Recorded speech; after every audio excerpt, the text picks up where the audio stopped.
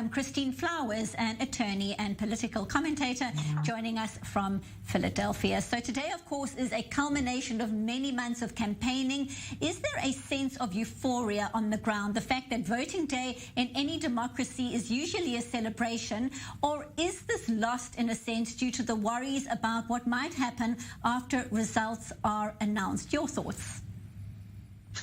Thank you so much for asking me today. I'm at Ground Zero in Pennsylvania. Before anything else, I want to send my deepest sympathies to my brothers and sisters in Western Europe, in Vienna and in France.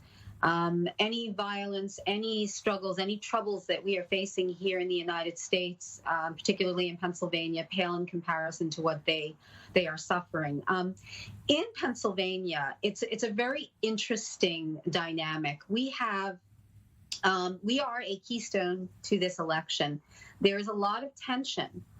There are a lot of people who are nervous for a variety of reasons, for the outcome of the election, of course, but also because they're worried about the quality of the voting processes. I myself voted this morning, and I had no problems whatsoever. I stood in a fairly short line, and everything went very smoothly.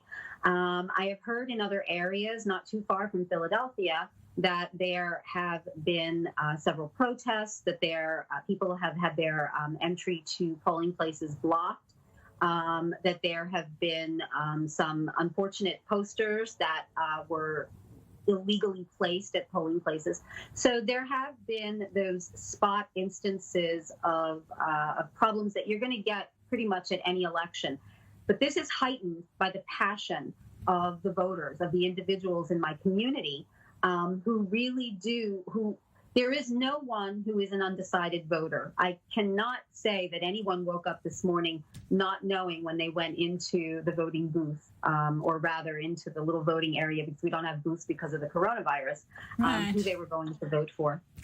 So give us a sense then, certainly interesting times, but given what you're describing right now, give us a sense of the likely timeframes. When is it realistic that we might see results out of Philly? Well, in Pennsylvania, our Supreme Court, which is by a 5-2 Democratic majority, ruled that we have to accept ballots that are received between November 3rd today and November 6th.